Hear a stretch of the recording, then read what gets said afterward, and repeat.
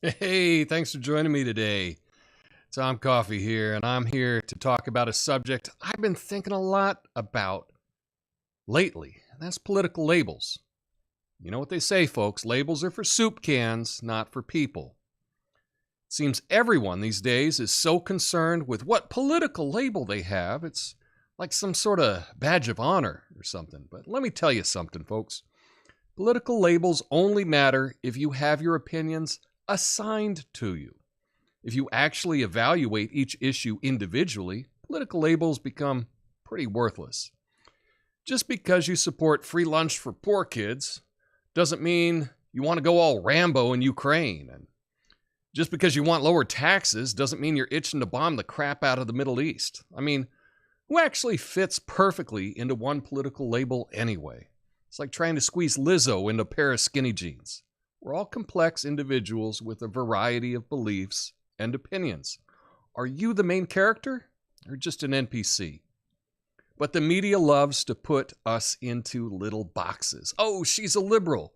She must be a tree-hugging, tofu-eating vegan. Oh, he's a conservative. He must hate poor people and want to marry his gun.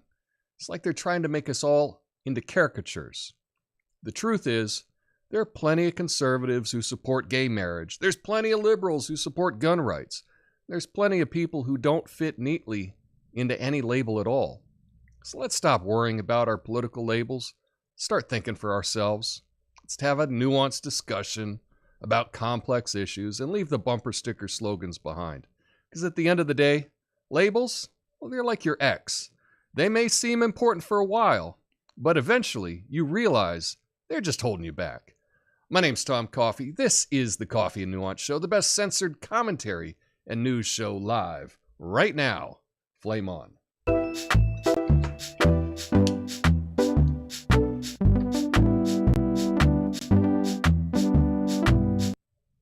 Yeah, so we're talking about political labels, and this came up because often people will refer to me as something that they're not.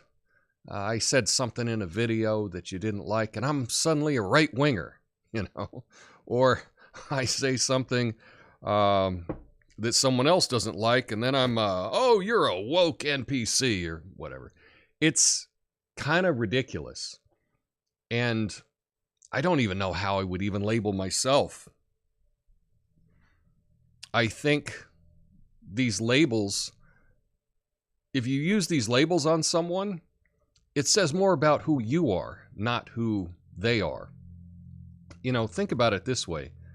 As far as me being a right-winger, now, first of all, I don't see right-winger as a negative term. I don't see left-winger as a negative term either. I see them as people. But perhaps if you see that as some super negative term, that's on you. Okay? I think about like what my beliefs are and could I be considered a right-winger? I don't see how I can. But I don't care. If you want to call me that, it just kind of shows that you don't really know anything about me. I've been against every war or military operation that our country's done as long as I can remember. Even before I knew anything about politics, I was against the first Gulf War, the second Gulf War. I never bought the weapons of mass destruction. I didn't buy that argument then. And I didn't know anything. I was an idiot. And I didn't buy it. I was against all of that. Typically, I'm against bombing innocent people on the other side of the world. Does that make me a right-winger? Does that make me a left-winger? I used to think I was a progressive. Now, I don't think I changed a whole lot. But it seems that what a progressive has really changed in the last couple of years. So I don't think I'd call myself that just because there's so many crazy ideas associated with being a progressive. You know, I believe in logic, and uh, now I'm getting in trouble, right? I believe in science and logic. Yeah. And just because you say follow the science, that's not good enough. You can't, part of the science is questioning science. That's what science is about. So if you tell me to just follow the science and somehow that makes me a right winger because I say, well, what does the science actually say? That's on you. That's on you. Yeah. So if I had to even describe where I am politically, I don't even know what I would say. I say I try to be a good person. I don't think, generally speaking, groups of people are evil. I think racism is kind of dumb. I think sexism is kind of dumb.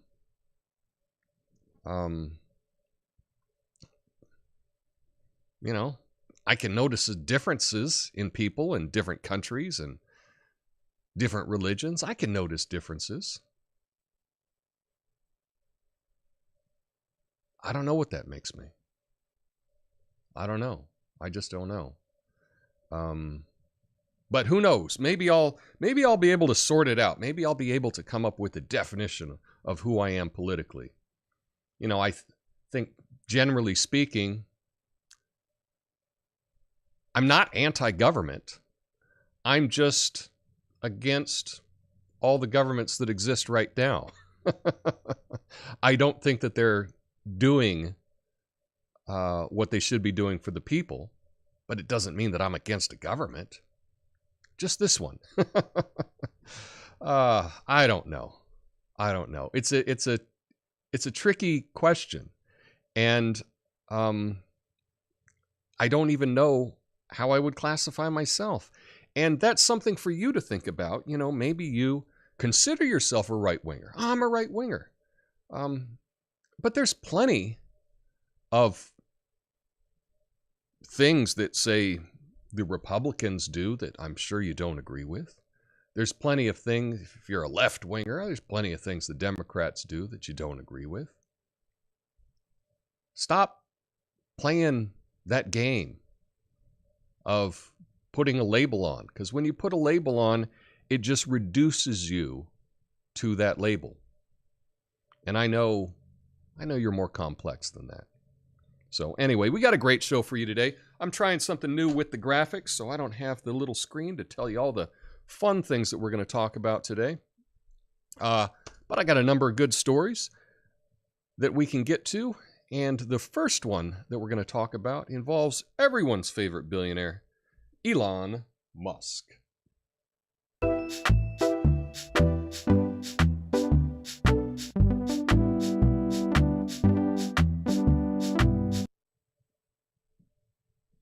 Elon Musk, the CEO of Twitter, stated in an interview that the U.S. government had, quote, full access to users' private direct messages, which surprised him. He expressed concern about the potential dangers of artificial intelligence, saying it had the potential to destroy civilization.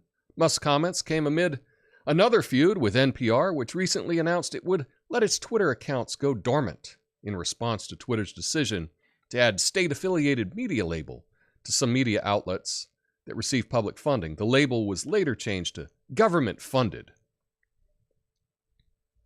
So this is kind of a big deal. And it's interesting that this is not a huge story, massive story. Elon is saying that prior to him buying Twitter, the feds had access to everyone's private messages on the platform. Whoa. Now, it was interesting. I saw the hit pieces start immediately following that interview, saying things like, Musk says without any evidence. Well, he hasn't presented it yet. But it is funny that if you make a claim, but you have not presented the evidence, that, these hack sites will just say, someone said something without proving it. Yeah, that's pretty much happens every single day. When you say something, later you follow up with publishing the evidence of it or things like that. You don't just say something immediately and present your entire case every time you're saying something. It's like you show up at the bar and you're late, and you say, yeah, there was a lot of traffic. Sorry, guys, I'm late. I know we were going to meet here at 5:30, but, And then your buddy says, Tom presented an argument without evidence. I know that's a bad example. I'm just trying to illustrate how dumb it is to immediately make a big deal about someone not providing evidence for a claim and not actually looking at what the claim is. The claim here is that the feds had your DMs. Yeah. How does that make you feel? That should be the story. But that's not what we get from the media today. We're just going to get a lot of attacks that he hasn't proven it yet. Ridiculous. Absolutely ridiculous. It kind of shows you which side these media outlets are on when they are running running defense for the federal government. Kind of tells me what I need to know about that media outlet. But next, let's get to a story about India. And it is now, or soon, the biggest country in the world.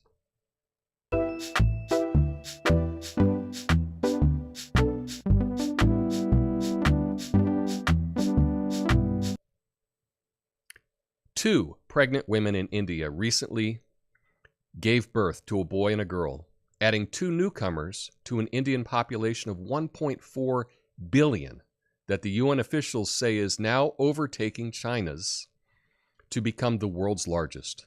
In many ways, they were born into two different Indias, as while India's overall population is no longer skyrocketing, UN experts have projected that sometime this month it will exceed China's gradually shrinking population. This demographic milestone, however, masks dramatically divergent trajectories inside India, with fertility rates varying sharply from state to state. The lives of these two women illustrate the uneven transformation of India's north and south, a gap that's widened since the 80s and continues to vex Indian leaders and policymakers. While southern states are providing women better access to contraceptives and family planning, they're also affording women better education, more jobs, higher relative social status, which has led to smaller family sizes and greater prosperity. Experts warn that the economic and demographic divergence between the two Indias is becoming a more and more fraught issue, but it's also an opportunity. So, I didn't even know this about India. I've never been to India. Have you been to India? But I didn't realize there was such a divide between northern and southern India, where southern India is a lot more progressive or Western, shall we say, especially when it deals with women. Women having better status, more access to healthcare, more money, higher paying jobs, greater opportunity for education. And with all of that comes smaller families.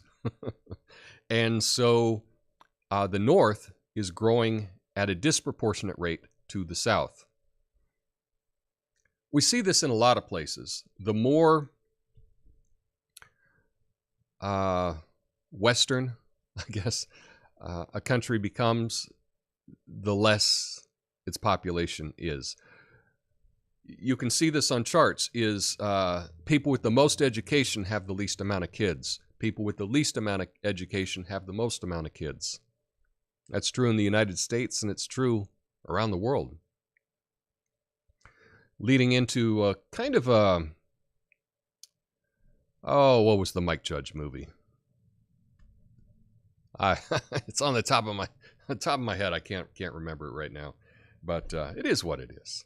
Anyway, that's all I know. I don't know a whole lot about India, but this is crazy. Now, they will have more people than China.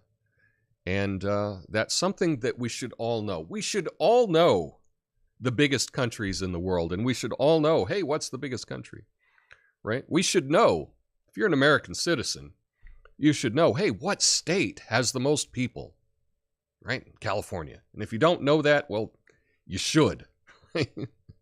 And we're all citizens of the world, right? We're all live on this planet. We should all know the countries with the most people, China and India, at the very least. So it's an interesting thing that's happening over there.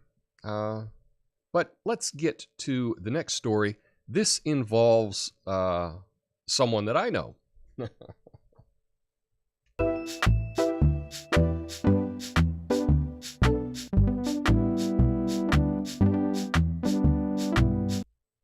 Rapper E40 has claimed that racial bias led to his ejection from his courtside seat during a basketball game between the Sacramento Kings and the Golden State Warriors. The rapper alleges that he was heckled during the game and then asked to leave after a dispute with a white woman. Oh my. The Kings have said they're investigating the situation, while a person familiar with the situation told the Associated Press that E40 was standing and blocking the view of fans behind him and was given a warning after several complaints. So this is not E40. This is a AI generated E40. But I guess for this article, I should at least show. I pulled out this old hat because we're both from Vallejo. I'm not gonna wear it anymore. I don't know why I kept this thing for so long. Right, but Vallejo is on the north side of the bay in Northern California, and that's where Earl Twan Stevens, E40, is from. Very successful rapper. I lived there for many years in my youth. In fact, I know people who are friends with E40 and his family. I followed his career, obviously, because he's from my town since day one. But I want to get to this idea of blaming racism immediately.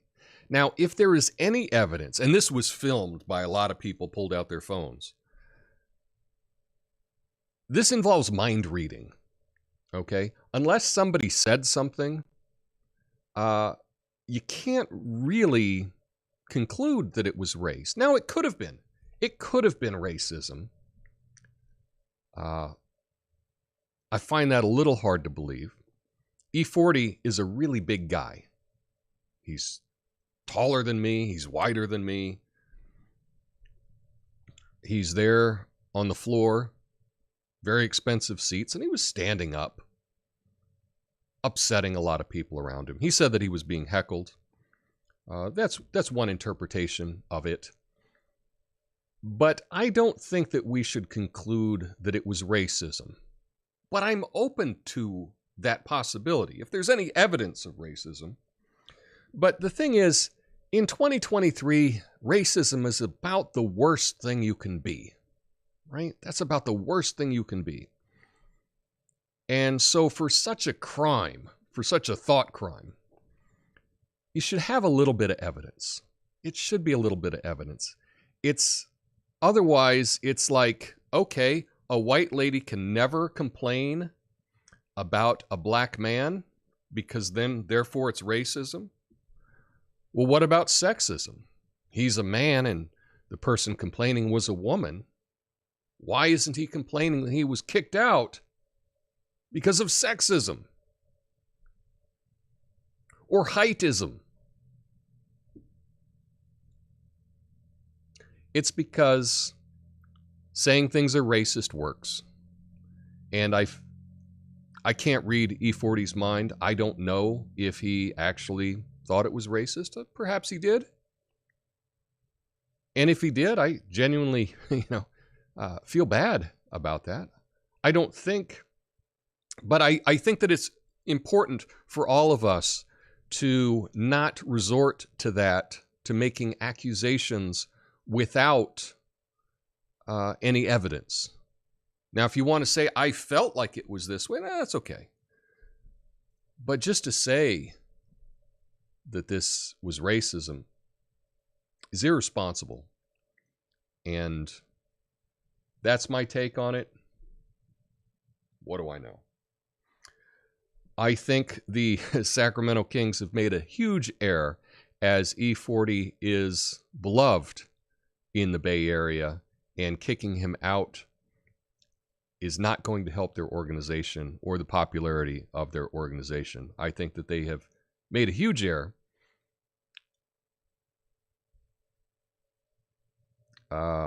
This is a fight they probably didn't want. But anyway, yeah, that's my take on it. Let's get to the next story.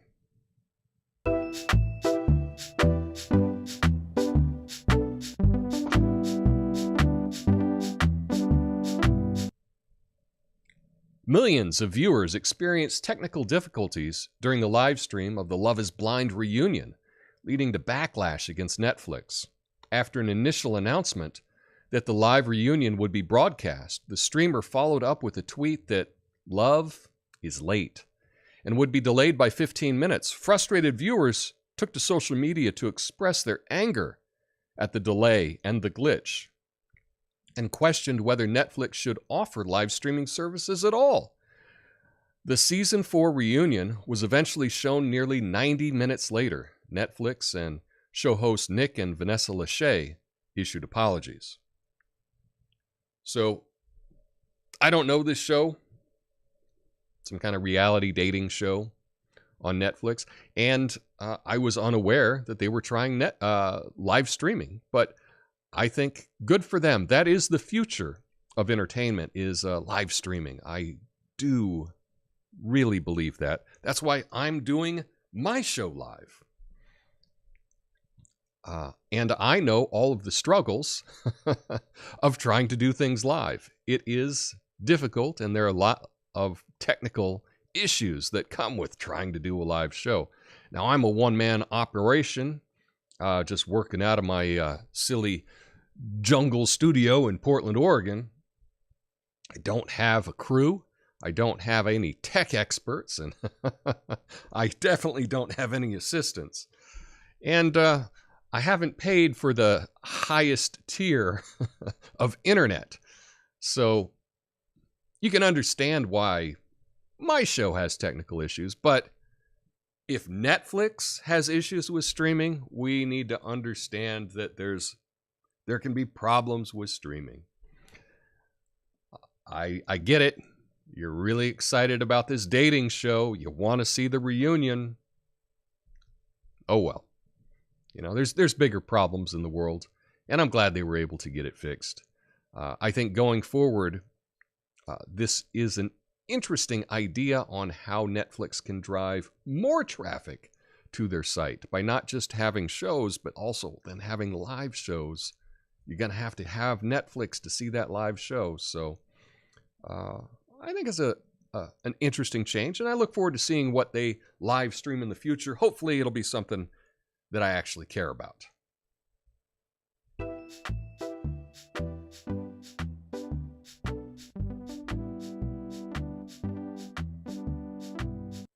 All right, now this is an update from a story I've been talking about last couple of weeks. French President Emmanuel Macron has signed into law a controversial pension reform, which includes raising the retirement age from 62 to 64. The move follows 3 months of protests by unions against the legislation, France's highest Constitutional Court approved the legislation on Friday, with the text being published overnight in the country's official journal. The battle to implement the law has become the biggest domestic challenge of Macron's second term.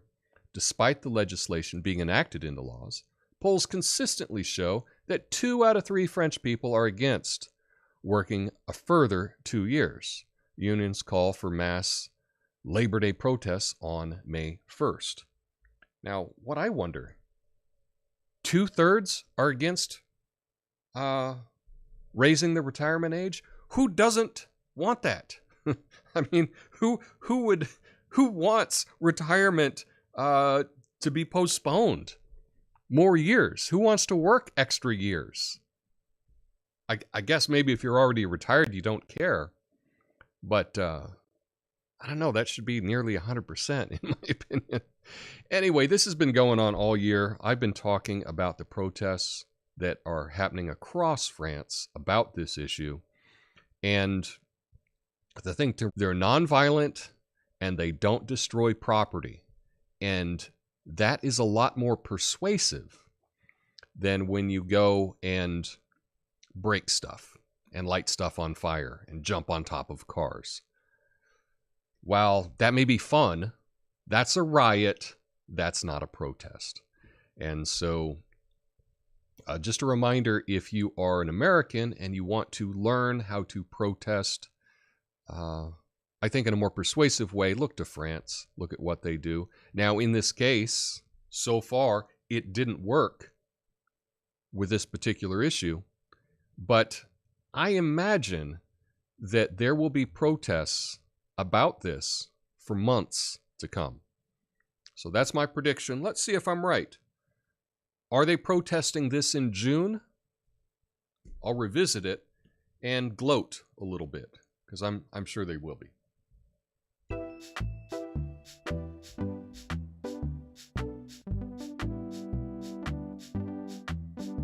And lastly, let's get to some good news. A study has found that time-restricted eating, TRE, can help reduce the health risks associated with shift work, including the intervention could also be helpful for other shift workers such as military personnel, nurses, transportation drivers, and new parents. TRE is a lifestyle intervention that restricts the time when a person can eat. So we've heard about this if you are a dieter, right? One of the things that has been popular the last number of years is, I'm drawing a blank. Intermittent fasting is what they call it. Where, you will eat you have a window that you eat of 8 hours a day or something like that, and the rest of the day you don't. Well, time-restricted eating is, it sounds to me like the article that I read, kind of the same thing, and that this is very beneficial, especially for people that have these unusual work shifts. It can be something that's very, very good for them. But not only that, it's my belief that this can be beneficial for all people. Even if you just say, if you sleep 8 hours, right? Don't eat for 3 hours before you go to bed. And when you wake up, don't eat for an hour. Okay? That is, what that is that's a window that you do your eating, and the other time you don't eat. Now, one of the reasons you don't want to eat right before bed is it just sits around and doesn't get digested as well. You don't sleep as well. Extra calories. But not just if you're a diet. I think this is a good thing for all people, can benefit from this. Those people that want more benefit, you can make the window smaller and smaller and smaller. And some people go down to eating just, one time a day. You don't have to be that extreme. Maybe you only eat 8 hours a day.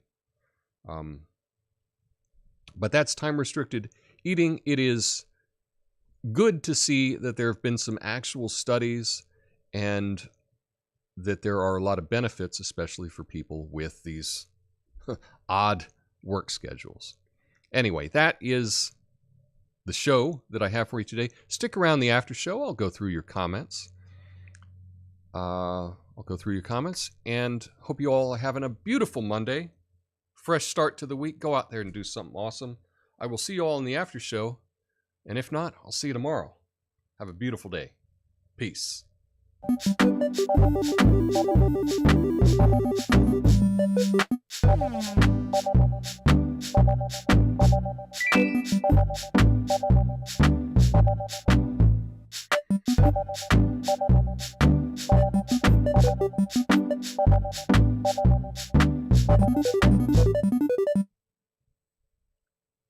Okay. Oh, look at all these comments. Hang on a second. Let me see if I can grab the... There we go.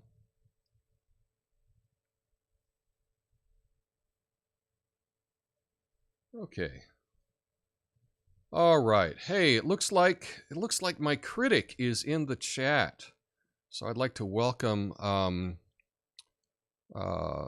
fake profile Jackson. Welcome. I'm so glad that you could join me.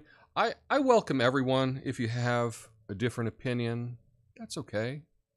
We're just here to talk, you know.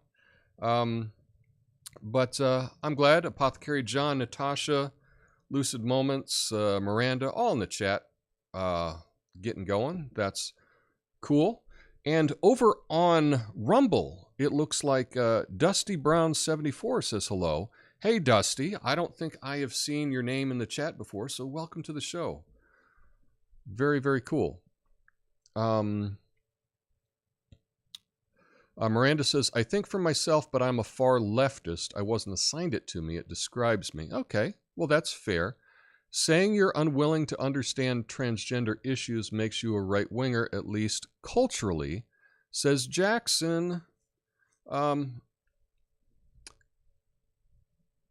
don't think I ever said that I was unwilling to understand it. I think that the way that it works on these video platforms, such as YouTube,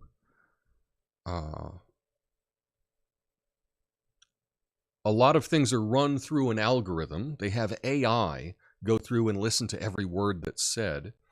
And when speaking on that topic, it can get flagged. And I'm trying to avoid hassle. This is a show that doesn't get many views, at least on YouTube. Now on Rumble and on BitChute, we were hitting nearly 1,000 views on the show. So that's great. But on YouTube, not so much. But in this charged political time that we're in 2023, transgenderism is a real hot button issue. And it's very easy to get whatever you say misconstrued.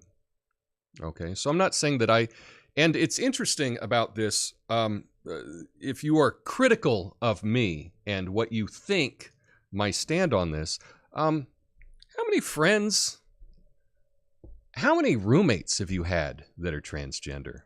Because I have, okay, I have, you know, and I know in many ways this sounds like, oh, you can't be a racist because you have black friends. It's like, well, yeah, I mean, that's part of it, right?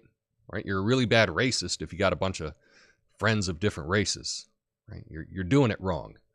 Oh, you know, half the people you text with every day don't share your skin tone. You're probably doing it wrong. And in the same way, you know, you probably don't have. In the past, in the 90s, I had transgender roommates and gay roommates and all that stuff. Okay? So you don't know me, and just because I say that I am, that I don't care, that I don't like talking about it, it's because I feel like this topic is really being pushed, and the people pushing it are not listening. Okay, so that's why. But anyway, let's get to some more comments there. Religions all seem similar, says Lucid Moments.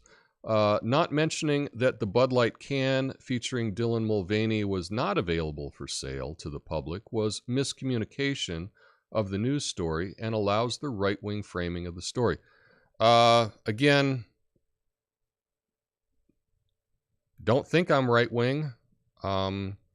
But it kind of seems like if you're not woke, you're right-wing. It's this meme on the internet that everybody that disagrees with me is a Nazi. And that's just real low IQ thinking.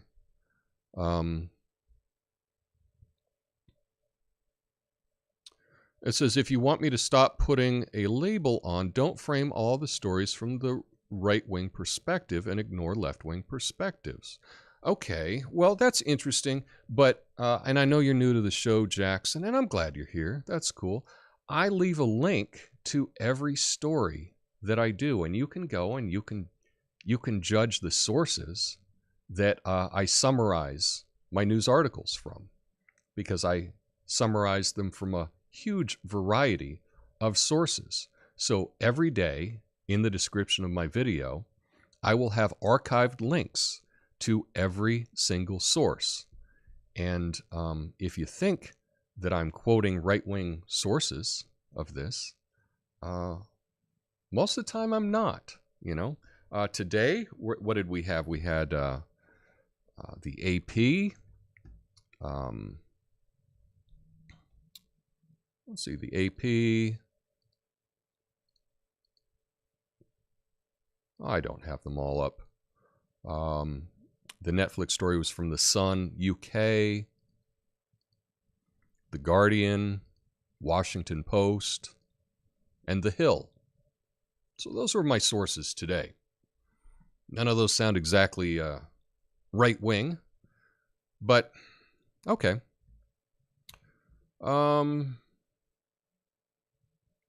Let's see. Politics of right and left wing is that they're all same part of the same bird. Okay. Kind of seems that way. Right wing is anti-trans, but not all who aren't pro-trans are right wing. You know, it's this whole idea of trans, like being pro-trans and anti-trans. That is really framing it in a disingenuous way. Okay? If it's your belief that a biological man who has all his biological parts in his 20s decides that he wants to live as a woman, and you go, cool, knock yourself out. Cool. Oh, you want me to use she pronouns? Okay, fine, I'll do that. And then they say, oh, and by the way, I want to compete against women and destroy them in swimming events. You go, I don't know, that doesn't seem fair. If you think that that's anti-trans, then you are framing things in a really disingenuous way. Okay? In many ways, it's like, if you don't go along with every single thing a group asks for, then you're against it? Okay, fine. Well, I will say, as a representative of all men named Tom, I believe that all men named Tom should be able to take half the property of anyone named Jackson, right? Okay, so or okay, and if you don't give me your stuff, then you're anti-Tom. That's hyperbole. Okay, that's a ridiculous exaggeration, but I'm just trying to show how stupid that is. It's like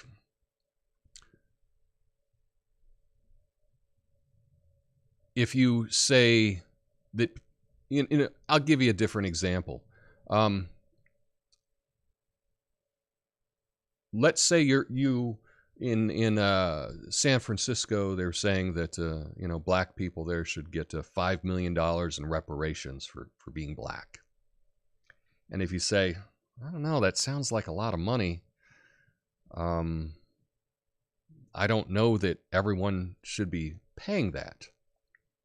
And then you turn around and says, well, you must be anti-black then. Do you see how silly that sounds? Yeah. Okay. Anyway. Okay, Jackson says, Natasha, are you transphobic like this show? Okay, you're calling me transphobic. See, here's the thing with the troll, and you're not upsetting me, Jackson. I invited you to come chat with everyone, but you're calling the show transphobic, and that's not even your real name. That's not it, because we really wanted a critic. I really wanted a critic, but I just don't like hate being brought onto my show. And calling someone transphobic is, I think, hateful. I'm not scared of anyone. And certainly you'd never say that to me in real life. So this is, so you're a tough guy online. Tough guy online. Funny. Okay.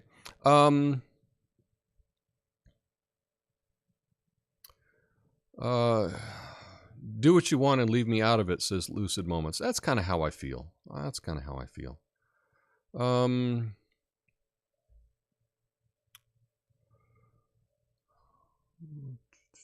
Okay. 1.4 billion with the B. That's right. I hope I said billion instead of million. I make mistakes all the time.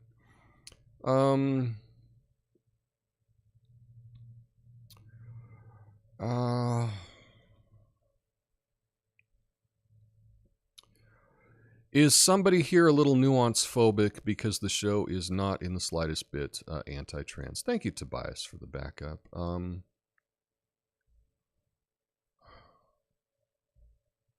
Okay. Well, it looks like we just got someone in the chat really looking for attention. And I gave you attention, but I don't think ad hominem attacks, especially without evidence, are really adding anything to the show. So let's see. You know, keeps talking about. I'm just trying to skip all the BS here in the chat. Why does the show exclude the left-wing perspective? Yeah, sounds to me like you don't even know who I am. Because I could be giving you a left-wing perspective. But if you mean a phony perspective, yeah, I guess I don't do that. Let's see. Wow, we got a lot of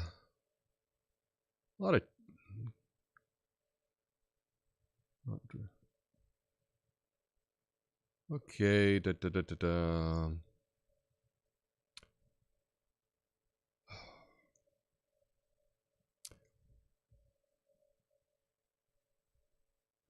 I never said I was not interested in understanding trans issues. That's a straw man. Never said that. Never said that. What I said is I don't like talking about it because it doesn't interest me. What this show is, typically, is I find stories that are interesting to me. So, in the same way, if all of a sudden, everywhere I looked, there were stories about people knitting and making crocheted beanies, and it was everywhere, I don't care. It's the same thing with the Kardashians, right? They're really pushed everywhere. I'm not interested in the Kardashians. Just because I don't want to talk about that doesn't mean that I'm scared of Kardashians. Let's see. Oh, wow. Let's see.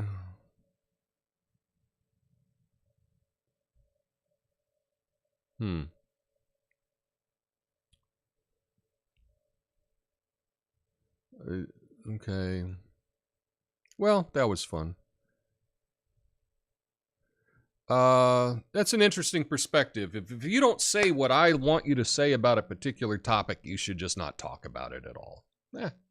You know what? I can talk about anything I like. So if you don't like it, please don't watch or hit the thumbs down button. I would encourage you to not to call names on other people. That is kind of being an asshole. So, and I'm typically anti-asshole. So, anyway, I think that's all we got for today. What do you think about the little graphics I had? They were slightly different today. I'm trying to make some changes to the production of the show to make it look a little better. Still working on it. But thank you for joining me today. Thanks for the spirited discussion. I think that we can always discuss things without name calling and misrepresenting what someone says. It may work on other channels, but I see right through that stuff here. So it's okay. It's okay. I was really hoping to have an actual good critic, and I'm disappointed in the critic in the comments today. You just didn't do. You just weren't interesting. So much so that I don't even know if you just not interesting to me. And I think that you can do better. So perhaps tomorrow, come back and try to just address the things that are said and not just make stuff up. That would be good. But anyway, that's all I got for today. Hope you all have a beautiful day. It is a Monday, and so I will be back tomorrow. We'll see you all there. Until then, peace.